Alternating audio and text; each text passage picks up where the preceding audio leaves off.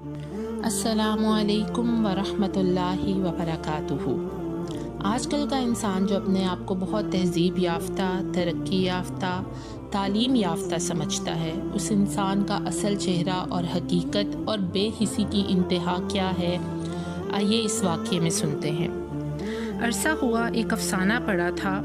یہ دراصل میاں بیوی اور 3 بچوں پر مشتمل گھرانے کی کہانی تھی جو جیسے تیسے زندگی گھسیٹ رہے تھے۔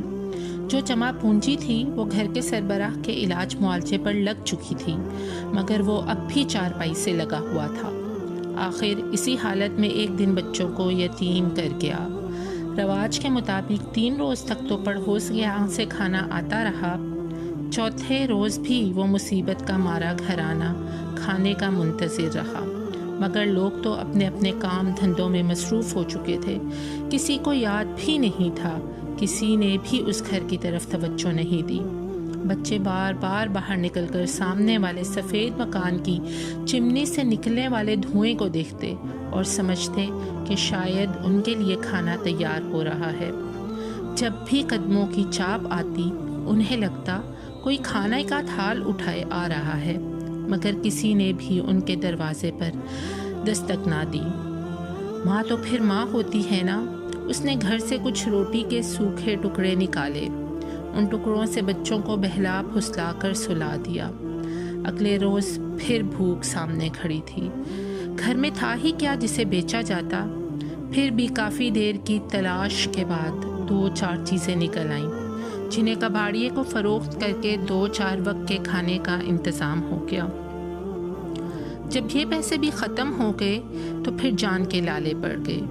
بھوک سے نڈھال بچوں کا چہرہ ماں سے دیکھا نہیں جا رہا تھا۔ 7ویں روز بیوہ ماں برقع میں لپٹ کر محلے کی پرچون کی دکان پر جا کھڑی ہوئی۔ دکاندار دوسرے گاہکوں سے فارغ ہو کر اس کی طرف متوجہ ہوا۔ خاتون نے ادھار پر کچھ راشن مانگنا۔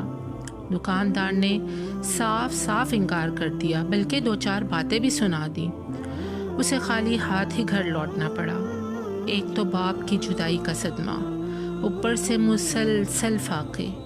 8 سالہ بیٹے کی تو ہمت جواب دے گئی اور وہ بخار میں مبتلا ہو کر چارپائی پر پڑ گیا۔ دوا دارو کہاں سے ہوتا؟ کھانے کو تو ایک لقمہ تک نہیں تھا۔ چاروں گھر کے ایک کونے میں دبکے پڑے تھے۔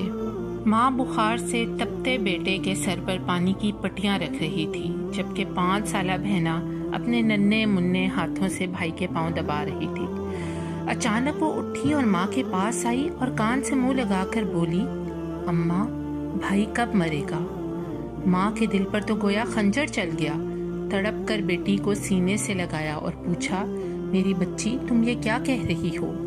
بچی معصومیت سے بولی، ہاں اماں، بھائی مرے گا تو کھانا آئے گا نا۔ یہ ہے ایک انسان کی حقیقت جو آج کل کے دور میں اپنے آپ کو بہت ہی مہذب اور تعلیم یافتہ سمجھتا ہے۔ اگر ہم اپنے آس پڑوس میں نظر دوڑائیں تو ایسا ایک نہیں کئی واقعہ ہمیں نظر آئے گا۔ بہت معذرت کے ساتھ کہہ رہی ہوں، ہمارا معاشرہ مردہ پرست ہو چکا ہے۔ زندگی میں کوئی نہیں پوچھتا، مگر دم نکلتے وقت ہونٹوں پر دیسی گھی لگا دیا جاتا ہے تاکہ لوگ سمجھیں بڑے میاں دیسی گھی کھاتے کھاتے مرے ہیں۔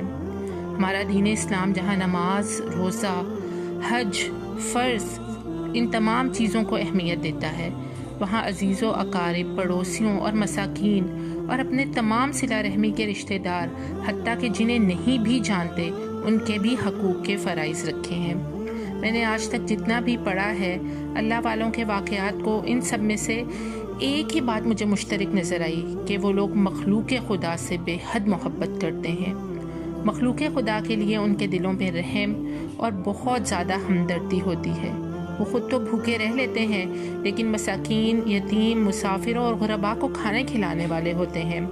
مخلوق سے اس قدر محبت انہیں اللہ سبحانہ ہوا تعالیٰ کے مقرب بندوں میں شامل کر دیتی ہے۔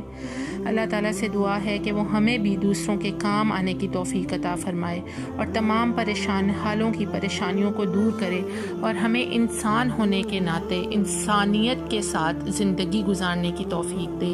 آمین۔ السلام علیکم ورحمۃ اللہ وبرکاتہ۔